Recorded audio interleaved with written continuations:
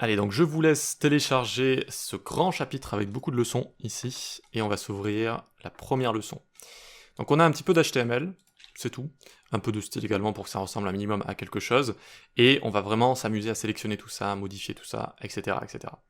Donc on se prend le script aussi, et on se laisse l'index à côté parce que ça risque d'être intéressant de revenir dessus. Ok, donc normalement vous arrivez sur cette page. Les méthodes de sélection sont disponibles via l'objet document, mais aussi via tous les objets représentant des éléments. Qu'est-ce que ça veut dire?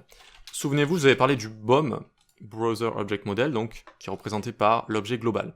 Alors il faut savoir qu'on parle plus d'objet global ou d'objet global window ou de window que BOM. BOM, ça s'utilise pas trop, c'est plus un terme qui a été rajouté par les développeurs, mais qui n'est pas vraiment officiel. En général, on parle d'objet global comme ça. Et dans mon window ici, j'ai plein de méthodes pratiques, d'accord, qui me sont exposées ici par le navigateur, et notamment j'ai Document ici. Et Document, c'est mon DOM, ici. Donc dans mon DOM, j'ai plein de propriétés comme ça, mais j'ai aussi, tous les enfants que je peux avoir, donc ChildNode juste là, j'ai mon HTML par exemple, je peux l'ouvrir, et je peux voir ces enfants également juste là, ChildNode, hop, c'est également Children. Alors, ChildNode, ce sont des nœuds, on verra ensemble ce que sont des nœuds juste après. Children, ce sont juste des éléments HTML, etc., etc. Bref, vous voyez que je descends en fait dans mon arbre ici. Là, hop, je vois que j'ai ouvert mon body, donc je vois que j'ai tous mes éléments. Donc je peux descendre dedans et on reconnaît l'arbre en fait d'objets. Mais cet arbre est très complexe comme vous pouvez le voir, et il ne faut surtout pas se dire qu'il faut apprendre toutes ses propriétés, ses valeurs, etc. par cœur. D'accord? Ça n'a aucun sens de penser comme ça. Juste certaines propriétés vont être pratiques et je vais vous les présenter, mais il y a beaucoup de choses aussi qui sont là, j'ai envie de dire, historiquement, comme alors tous les événements qu'on peut rajouter là.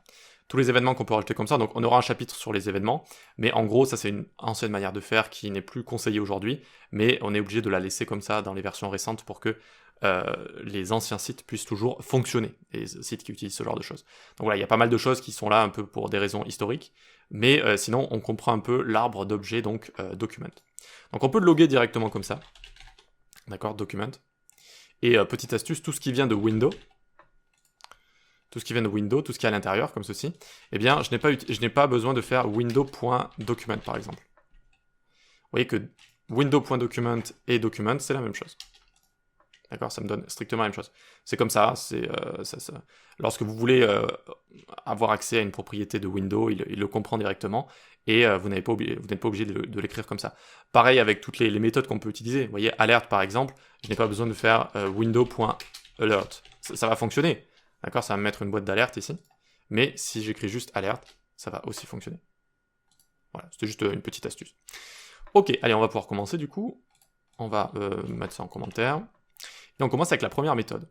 Document ou elements.querySelector. Donc cette méthode est à la fois disponible avec document, l'objet que je viens de vous montrer, et chaque élément de mon DOM. D'accord, chaque élément, H1, paragraphe, etc. Et ici, le paramètre va représenter un sélecteur CSS sous forme de chaîne de caractères. C'est une méthode assez récente, entre guillemets, qui sélectionne un élément facilement à l'aide de n'importe quel sélecteur. H1 par exemple, main title, donc voilà, là on a un sélecteur d'éléments, là on a un ID, là on a une classe, là on a un sélecteur plus complexe, etc. etc. Retourne un objet représentant le premier élément trouvé. On y va. Comment on fait pour sélectionner ici notre titre?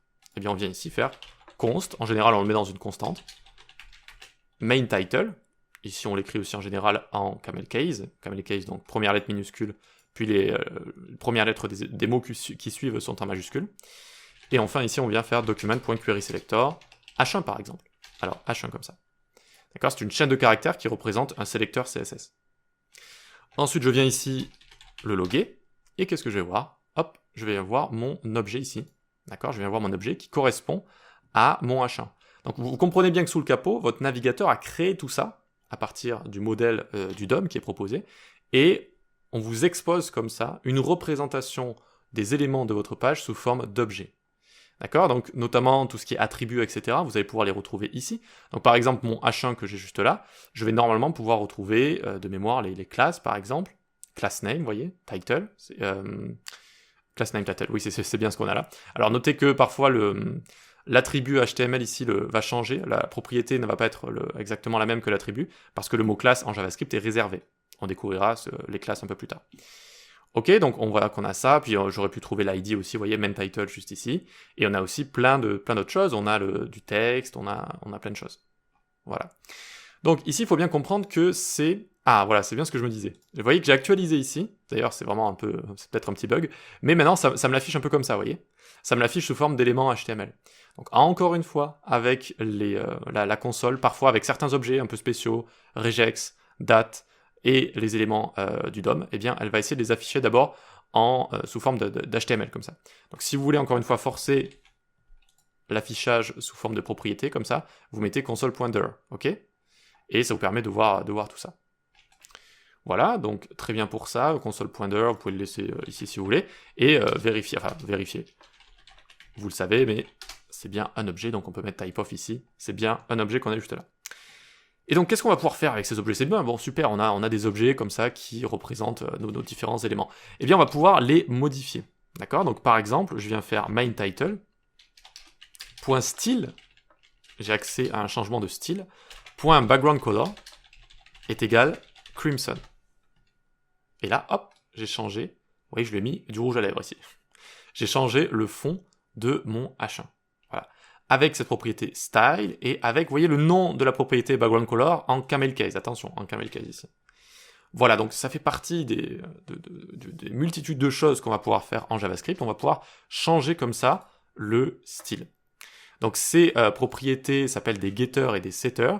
En JavaScript, on verra ça aussi un petit peu plus tard. Pour l'instant, voilà, on n'a pas besoin de le voir, mais quand on va changer tout ça, eh bien, ça va être quand on change une propriété, eh bien, on va pouvoir également effectuer certaines actions en exécutant certaines fonctions. Voilà.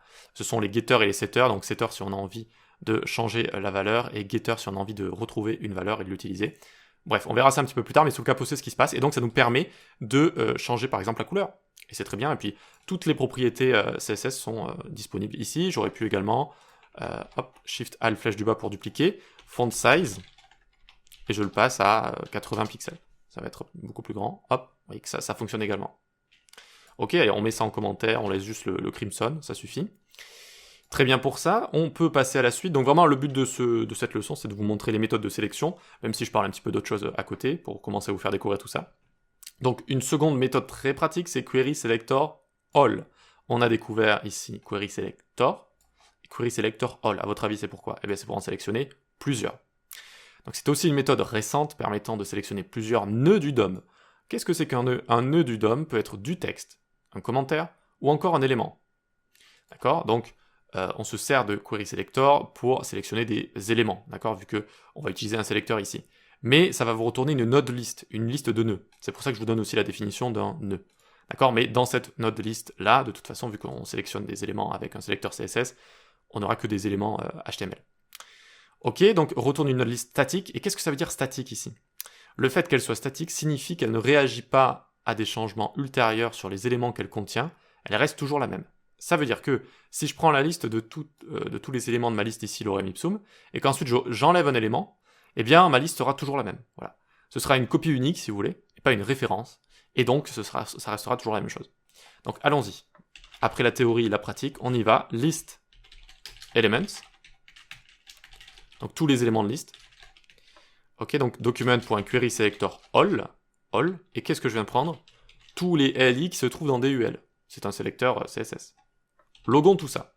List elements. On a bien une node list ici, qui ressemble un peu à un tableau d'ailleurs. Elle ressemble un peu à un tableau, mais son prototype est beaucoup plus vide, j'ai envie de dire. Il contient beaucoup moins de méthodes pratiques que les tableaux. Alors habituez-vous à ces noms qui peuvent paraître un peu étranges d'abord. Node list, HTML collection, des listes itérables, etc., etc. À chaque fois, ce sont des objets. Ce sont des objets un petit peu spéciaux qui ont été créés pour des cas particuliers. Voilà, d'accord? Donc ce sont des objets un petit peu spéciaux, des listes comme ça un petit peu spéciales. Il y en a plein en JavaScript, et il faut vous dire que ce sont des formats de données comme ça, des formats de données liés à chaque fois aux objets. Ok, super, donc on voit quand même que dans le prototype, on a une méthode intéressante qui est forEach. Donc c'est pas mal. C'est pas mal, je vous le dis, c'est pas mal. On peut utiliser node list comme ça avec forEach avec les node list. Et d'ailleurs, c'est ce qu'on va faire juste ici. List elements.forEach pour chaque. Pour chaque élément, élément.textContent est égal. Et là, je vais mettre par exemple changed. Hop. Et vous voyez que j'ai réussi à changer le contenu de tous les éléments de ma liste ici. D'accord? Ça passe de lorem ipsum qui avait juste ici. D'accord? Lorem ipsum are changed. Ok? Allez, petit rappel peut-être sur ce qui se passe ici, for each. C'est une méthode qui permet d'exécuter une fonction callback avec chaque élément d'un tableau ou d'une node list qu'on a juste ici. D'accord? Donc chaque élément, eh bien, va être exécuté, on va le passer à cette fonction callback. Ça s'appelle la valeur courante à chaque fois. La valeur courante, ça va être ceci, cela, cela, cela, à chaque itération. Et ici, ce qu'on fait, tout simplement, eh bien, on change simplement le texte. N'oubliez pas qu'il y a un return ici, en fait. Il y a un return induit, mais bon, on ne se sert pas du return ici. Mais il y a quand même un return induit. Il faut pas l'oublier, quand on est débutant, parfois ça peut poser problème. Donc on peut toujours faire passer ça sur une ligne, hein, le changement d'une propriété, ce n'est pas très grave, mais ne jamais oublier qu'il y a un petit return ici. Et donc ici, juste, on change la valeur de la propriété. Voilà. Ok. Et donc on va pouvoir vérifier que cette liste est statique en faisant un setTimeout. Alors je crois que c'est la première fois dans ce cours qu'on utilise un setTimeout. Je vous montre juste comment ça s'écrit et je vous explique. Donc il y a deux arguments ici. Il faut vraiment bien le repérer quand on est débutant, on le voit pas trop ça, mais il y a deux arguments. D'accord? Le premier c'est une fonction callback. D'accord? Et le second c'est un nombre en millisecondes. Millisecondes. Et en fait on dit que on a envie d'exécuter ça au bout de x millisecondes. Donc, par exemple ici, 1 seconde. Ok pour ça? On verra plus tard l'asynchrone, comment ça fonctionne, etc. Mais pour l'instant, c'est assez simple à comprendre. Hein. Voilà, ça va juste exécuter cette callback au bout d'une seconde. Et au bout d'une seconde, on va remove un élément de notre liste. Et ensuite, on va essayer de relog encore une fois notre liste d'éléments. Et voir si finalement c'est statique ou si ça s'est adapté ou pas. Donc document.querySelector, on va faire ça comme ça, tiens, allez. QuerySelector, je viens sélectionner list item .nthchild 3. D'accord? Donc ça je l'ai écrit parce que j'avais envie de vous montrer qu'on peut vraiment mettre toutes sortes de sélecteurs ici. Hein. C'est comme si entre guillemets on était en CSS. Donc nthchild, etc. Tout ça passe.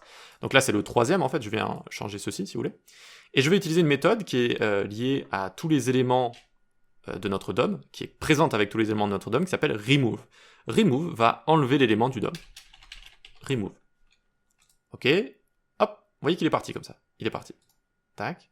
Hop, il est parti. Alors vu que c'est le troisième qui est parti et que le quatrième a pris sa place et que c'est le même texte à chaque fois, évidemment, on voit pas trop la différence. Donc ce qu'on peut faire ici, on a accès à chaque fois à la valeur courante, mais aussi on peut prendre l'index. Voilà, donc l'index ici. Ok, c'est assez intéressant ce qu'on fait. Du coup, je vais mettre des backticks ici pour intégrer une expression JS. Et donc je vais mettre item, j'ouvre les accolades, index. Et maintenant j'ai item 0, 1, 2, 3. Et justement maintenant, je vois bien que 2 va partir, l'item 2 va partir, d'accord? Et ça va bien fonctionner. Alors, bon, vu qu'on l'écrit ici, c'est vrai que pour un moldu qui n'est pas programmateur, item 0, ça va être un peu bizarre, donc peut-être qu'on met index 1 comme ça. D'accord? Et là, on voit bien, voilà, item 1, 2, 3, 4, et on a bien le troisième item qui s'en va. Ok? Et maintenant, donc, on n'a plus qu'à log notre liste élément. Est-ce qu'elle a changé ou pas? Est-ce qu'elle a changé ou pas? C'est la question. Hop, ok. Donc on a le premier log qui est ici, et on a le second log au bout de 1 seconde. Et on voit que c'est toujours la même liste, c'est une liste statique, d'accord? C'est une copie, si vous voulez, qui ne va plus avoir de référence avec l'objet originel, et donc c'est juste une liste qui restera toujours la même. Voilà, je fais exprès de faire attention à ça, de passer du temps dessus, parce qu'il y a l'inverse des listes statiques, ce sont les collections live et qu'on va découvrir tout de suite. Alors je pense que ça fait déjà un petit moment que je parle, voilà, 13 minutes, je pense que c'est assez, surtout que c'est une leçon assez solide si c'est la première fois que vous découvrez tout ça. Donc on va faire une pause tout simplement et on se retrouve dans la prochaine vidéo.